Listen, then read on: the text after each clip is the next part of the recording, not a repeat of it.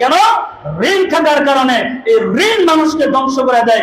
ঋণ এমন এক জিনিস, শহীদ যদি আল্লাহর রাস্তায় শহীদ হয়, রক্তও যদি জড়ায়, যদি আল্লাহর জন্য শহীদ হয়, আল্লাহ বলে তার জীবনের গুনাহ মাফ, কিন্তু মানুষের ঋণ রেখে গেছে এটা মাফ।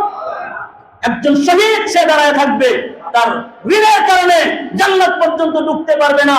হাদিসের মধ্যে আসছে, কোন ব্যক্তি যদি ঋণ রেখে মারা যায়, তার পক্ষ থেকে যদি ঋণ পরিশোধ না করা হয়, সে জান্নাতের কোনো সুগন্ধিও পাবে না। নাউজুবিল্লাহ। আসতে বল, ঘুমাইতেছেন নি আপনারা? ঘুমাইতেছেন? রাসূল সাল্লাল্লাহু আলাইহি ওয়াসাল্লাম বলেন, নাফসুল মুমিনি মুআল্লাকাতুন বিদাইনিহি। রাসূল করিম সাল্লাল্লাহু আলাইহি ওয়াসাল্লাম বলেন, নাফসুল মুমিনি, মুমিনের আত্মা, মুসলমানের আত্মা, মুআল্লাকাতুন বিদাইনিহি, তার ঋণের কারণে ঝুলে থাকে। নাউজুবিল্লাহ বলেন। সে যে ঋণ করেছে, এই মুমিনের কলব, মুমিনের আত্মা, মুমিনের রূহ যতক্ষণ পর্যন্ত তার ঋণ পরিশোধ না করে ততক্ষণ পর্যন্ত ঝুলে থাকে, ততক্ষণ পর্যন্ত সে জান্নাতের নাজ নিয়ামত দেখে না। নাউজুবিল্লাহ বলেন।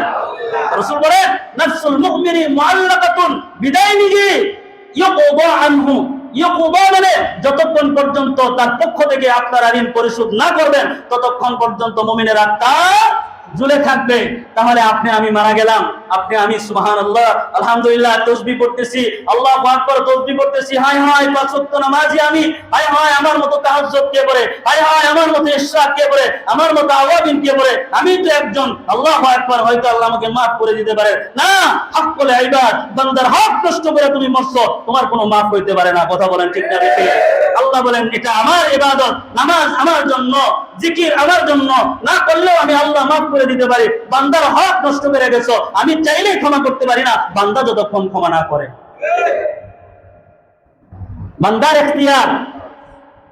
আপনি রয়েছেন আপনার মতো করে, আপনার জীবনে সব রয়ে গেল, আপনি ঋণ দিতে পারলেন না, এটা আফসোসের